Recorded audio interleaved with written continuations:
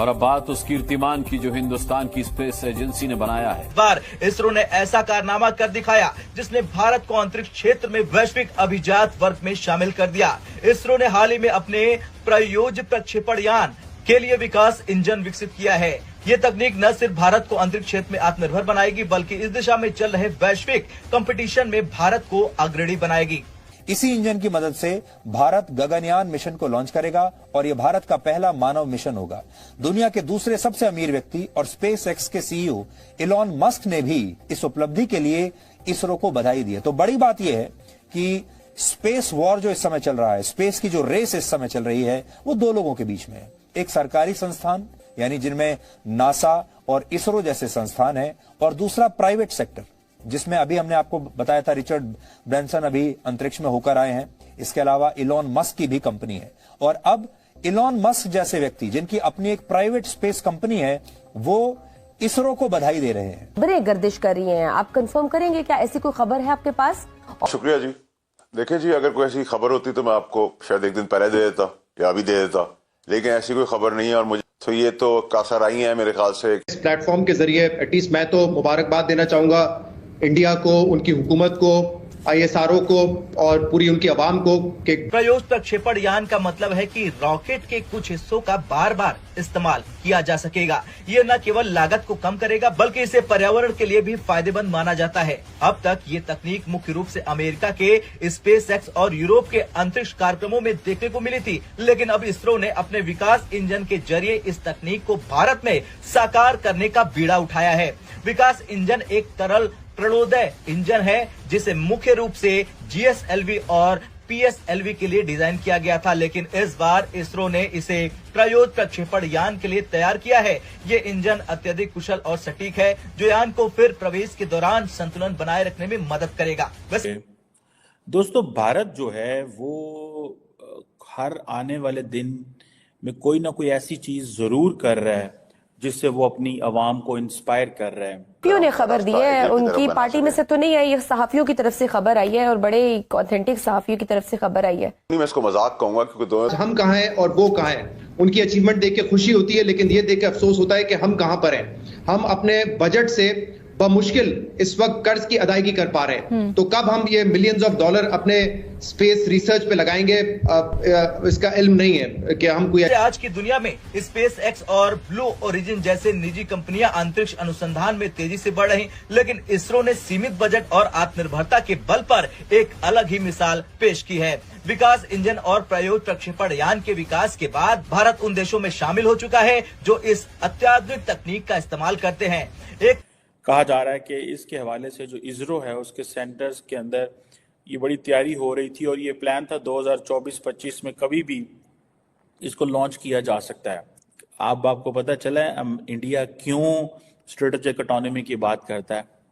वो कहता है कि मैं अपना first human space program launch कर रहा हूँ, फ्लाइट प्रोग्राम लॉन्च कर रहा हूँ, not with the support of the United States. Pakistani देखने वालों को कि खुदारा आप मोदी मॉडल जो है उसको कॉपी करने की कोशिश करें, नेशनलिज्म की तरफ तवज्जो दें। इस वक्त आपका कोई इंस्टीट्यूशन पाकिस्तान में काम नहीं कर रहा। इस वक्त वर्ल्ड बैंक के चेयरमैन ये है, इस वक्त टेस्ला का सीएफओ भारतीय है, या 300 कंपनियां जिनके सीईओ जो है भारतीय हैं सबसे। और अगले जो परसों डिबेट हुई है प्रेसिडेंशियल, उसमें 2 भारतीय निजात जो थे, एक निक्की हेली और विवेक रामास्वामी। मैं बल्कि विवेक रामास्वामी को तो मैं हमेशा कहता हूं कि ही इज अ चंद्रयान 4। आप अगर देखें उनकी साइंटिफिक अचीवमेंट, एटलीस्ट आप 76 सालों से पीछे हैं। खुदारा आज कोशिश करें पाकिस्तान बनाए और इसके नए डायरेक्शंस इसकी अपनी तय करें। ना सिर्फ स्पेस रिसर्च, वो तो बड़ी आगे की बात है शहजाद, बिल्कुल दुरुस्त आपने शानदार करे। हम तो यहाँ पर अभी तक एजुकेशनल रिफॉर्म्स नहीं कर पाए। हम एजुकेशन और हेल्थ केयर के लिए कितना, आप बिल्कुल सही कह रहे हैं, लेकिन मसला यहाँ पर यह है कि अगर हमारी तरजीहात दुरुस्त हों और हम इन मसले मसाइल से बाहर निकलें तो फिर हम आगे कुछ सोचें और दूसरों से कंपेयर करें। हम तो इस वक्त किसी पोजीशन में ही नहीं है हम हमसाया मुल्क से कंपैरिजन करें। अब ये वापस ये जाएंगे स्पेस में, वापस आएंगे, इतना खर्चा क्यों करना चाहता है? पहली बात तो यह है कि India wants to do it for to join the elite club.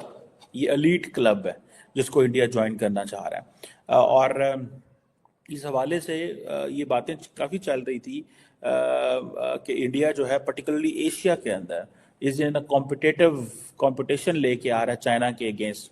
और वो कह रहे थे कि जी अभी जैसे फॉर एग्जांपल ये भी बात चली है कि 2030 से पहले इंसान को चांद पे भेजना चाहते हैं चाइना भी और इंडिया भी। और इंडियन स्पेस रिसर्च ऑर्गेनाइजेशन जो है इन्होंने इस पे पर काफ़ी काम भी किया हुआ है।